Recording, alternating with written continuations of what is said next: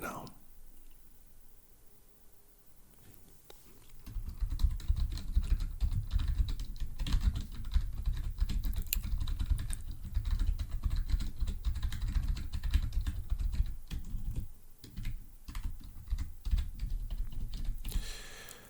Are you tired right now? Okay.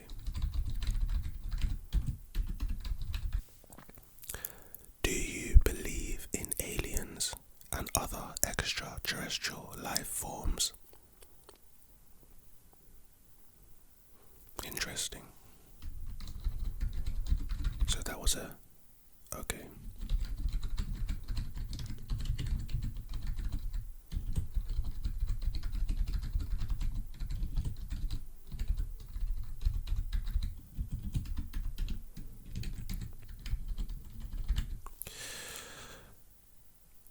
Do you think dogs can dream?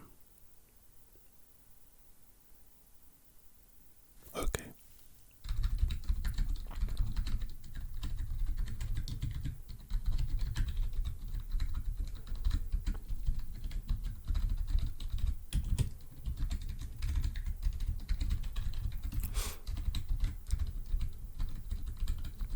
Do you know what happened on that elevator that caused Solange to whoop Jay-Z?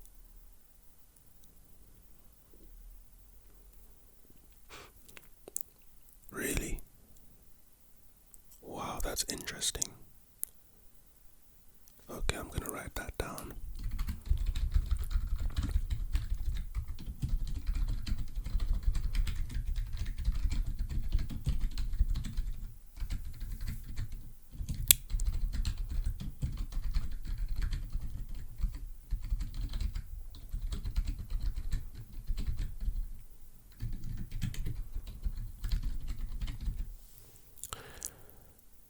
Do you sleep with 2 pillows or more?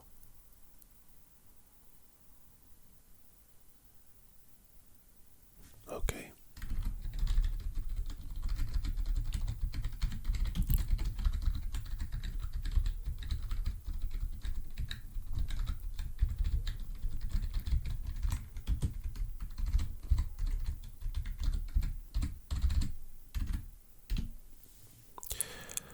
Do you prefer apple juice or orange juice?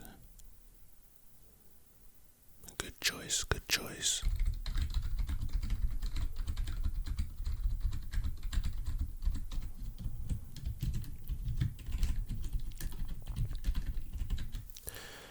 If you fell into a porthole, what is the first thing you would do?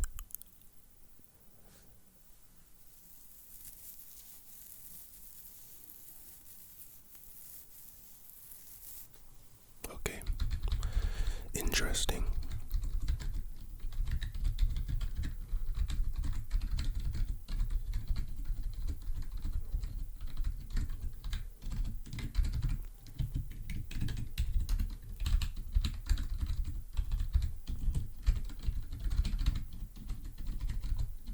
If giant microwaves exist in the future and time machines also exist in the future, would it be plausible that a time traveler could go back in time and put the iceberg that sunk the Titanic in the microwave, warm it up for about 20 to 30 seconds until the ice was slush, so when the ship does hit the iceberg, it would sail right through?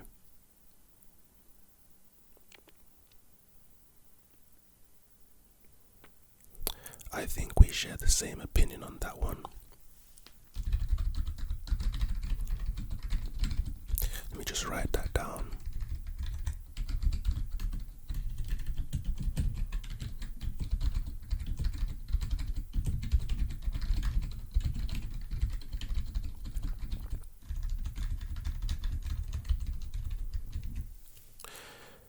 Would you rather age from your neck up or your neck down?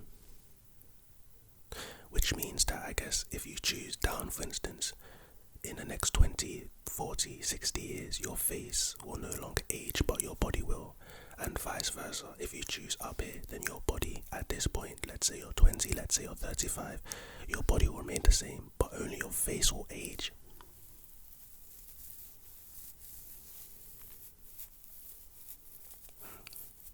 I see. Your choice that you made now, 35% of the population side with you, and 65 pick the other. Me, I pick the other, to be fair. Yeah, let me just write this down though.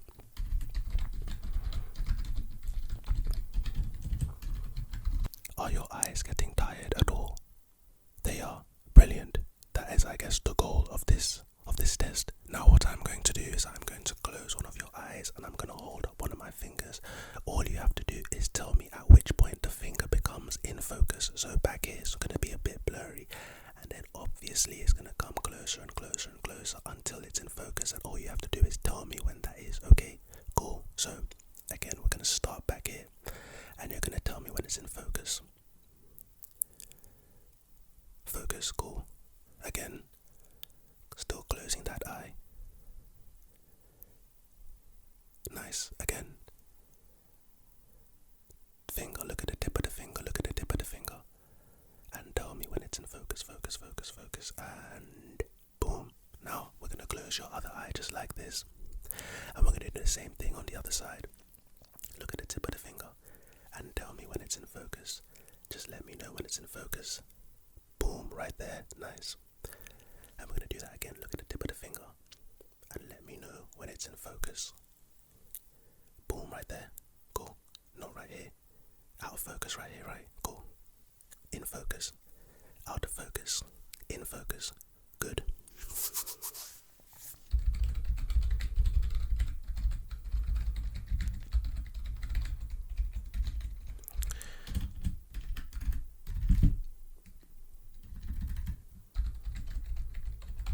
What I'm now going to do is fairly straightforward. I think you've probably seen this before. If not, then here it goes. What I'm going to do is I'm going to have my fingers come in and out of your line of vision, and you're going to tell me when they come into your line of vision. Into, not out of. We're going to do out of at a later stage, but now we're going to be focusing on into. So my fingers are going to be out of your vision, and all of a sudden they're going to be in your vision, and all you have to do is tell me at which point they are in your vision. Do you understand? Very good. So let's do a practice run. Right there, nice. And right there. That's enough for the practice run. Let's actually do this. Boom. Right there. Right there. Right there. Here. Boom. Right there. Right there. One finger this time. Right there. The other finger. Right there. Good. Right there. Right here. Excellent. Boom. Boom. Boom. Boom. Boom. Boom. Boom. Boom. Good.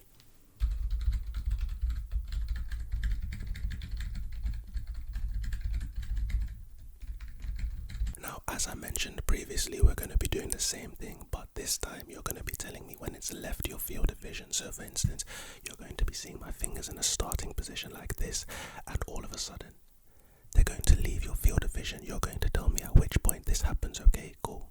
So let's do a test run, shall we? So in your field of vision, gone, right? Okay, cool. Let's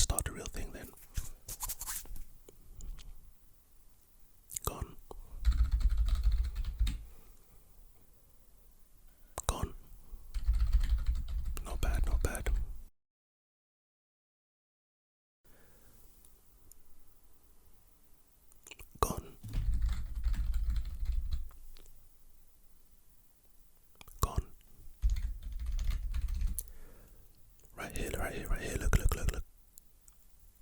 Gone.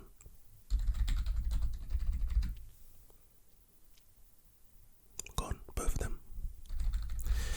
Interesting. Right here, right here. Look. Both gone. Okay, let's see something. Gone. Good. Gone. Excellent. Gone. Great. Gone. Gish. Gone. Gish. Gone. Gish. Gone. Gish. One finger this time, right here. Gone. Other finger this time, right here. Gone. That was quick. Gone. Gone. Right here. Gone. Right here.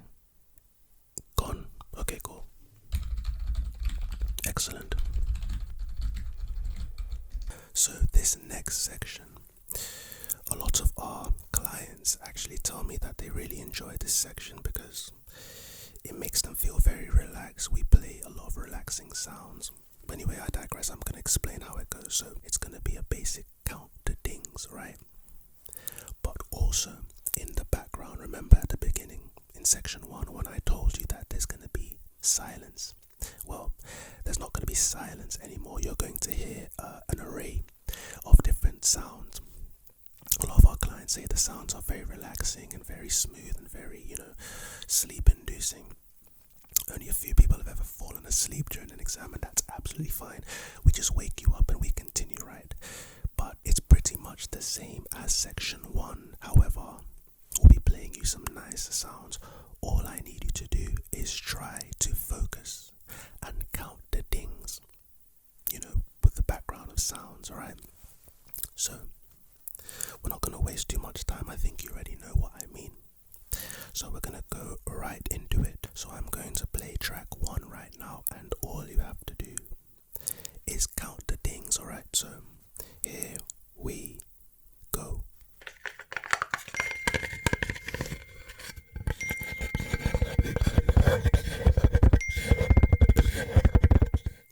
You understand how it works now, am I right? Nice. Did you enjoy the sounds? So how many dings did you hear? 3. 3 is indeed the magic number and a great way to start. Now the intensity part, we probably will leave that out because the sounds, it's very hard to tell with the background sounds.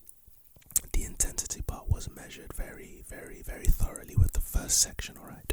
So just tell me how many dings. So that's 3. And cool. So track number 2.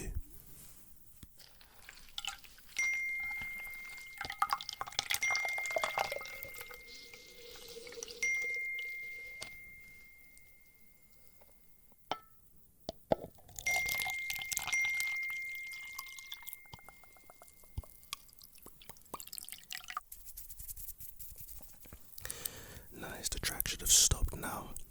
So, how many dings did you hear? 7.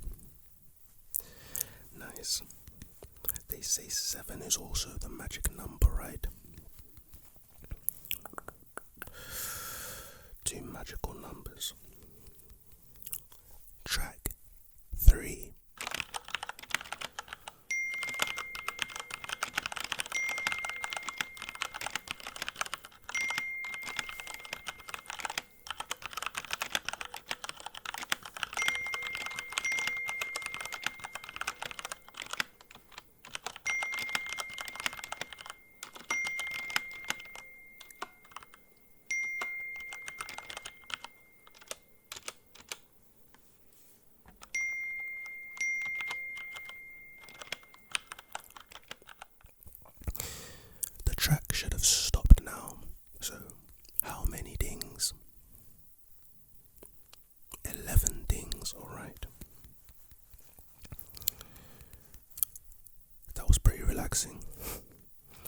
that you enjoyed it. 11. Perfect. Track 4.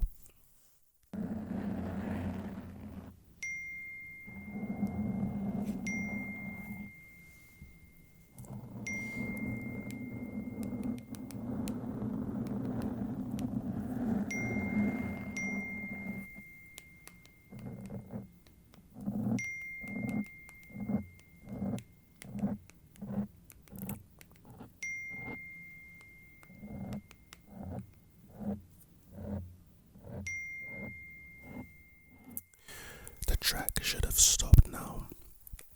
How many dings did you hear? You counted 8 dings. Very good.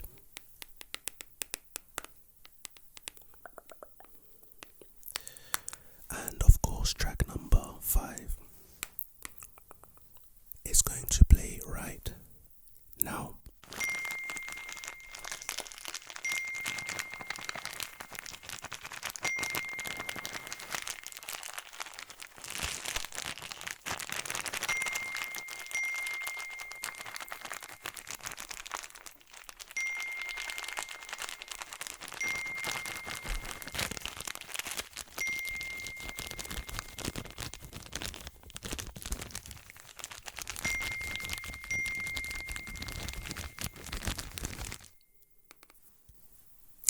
And how many dings did you hear?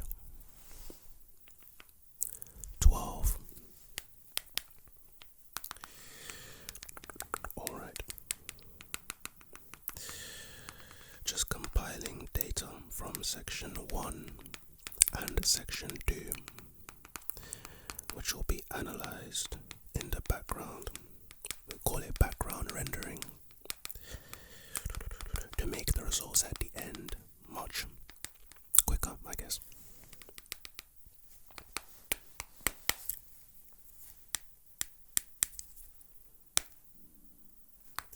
And that all looks good. All looks good. And yes, cool. Now we can move on.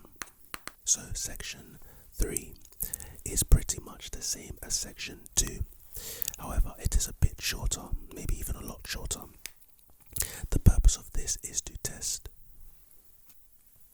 your individual ears, right? Your right and your left ear.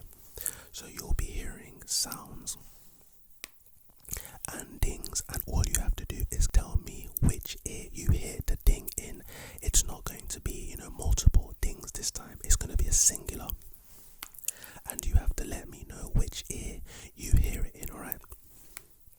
So let's begin really swiftly. Perfect. Perfect. Perfect. Perfect sounds like the perfect ASMR word. The perfect word for ASMR triggers. Perfect ear-to-ear triggers. Perfect. Perfect cell. Perfect. Perfect perfection. Perfect. Perfection is unattainable, but if you chase perfection, you can catch excellence. That kind of perfect. Perfect. Perfect. The word perfect is structured in a way that makes it quite interesting and tingly, I guess. Perfect. I'm trying to not breathe too hard into this microphone. You could say that I'm trying to be perfect. I'm trying to make this audio perfect. In Dragon Ball Z, there was a villain, and his name was Perfect Cell. Perfect Cell. Perfect is, in fact, a very nice word. How many letters is perfect? 3 plus 4 is 7. That's 4, right? F-E, yes indeed. So, perfect has 7 letters, and you know what they say about the magic number 7. That makes perfect the number 7. The perfect what? The perfect word with 7 characters, 7 letters. Perfect. Perfect. I hope this video is perfect for your sleep and relaxation. relaxation needs and requirements. Perfect, perfect, perfect, perfect, perfect, perfect, perfect, perfect, perfect, perfect, perfect, perfect, perfect, perfect, perfect, perfect, perfect. I don't have a pop filter, so these P sounds might be a bit crazy. I can't really hear what I'm doing right now, so I'm going to have to see in post production. But I hope it's perfect. Monopolizing, monopolizing, monopoly, monopolistic, monopolizing. I consider what makes a good trigger word, and I think of the word monopolizing, and I guess the way the word is set up with all the syllables and all the contrasting sounds, the changing sounds, monopolizing. It kind of has a very nice steady bounce of up and down, up and down, up and down, up and down. It's like a nice little roller coaster, and the perfect roller coaster means the perfect sound and the perfect word, trigger word. Monopolizing, monopoly, monopolistic, monopoly, monopoly. The game of Monopoly is one of the most popular games in human history. Monopoly, I don't think 90% of the population have ever played a perfect game of Monopoly, following all the rules. I guess when you play Monopoly and you try to monopolize in Monopoly, you try to play Monopoly, everything always starts off pretty innocent, but then halfway through, the game ends abruptly, abrupt. So I guess that people don't really finish games of Monopoly. Abrupt is a good word. It sounds good. This mic is pretty interesting. Abruptly, when you get abruptly interrupted, your thoughts get abruptly interrupted. I mean, I was speaking about Monopoly, and then abruptly I got interrupted. Abruptly kind of sounds like Monopoly. Doesn't rhyme with it, not really anyway, but it has that same bounce that I talked about. Again, the pattern of what makes a perfect trigger word.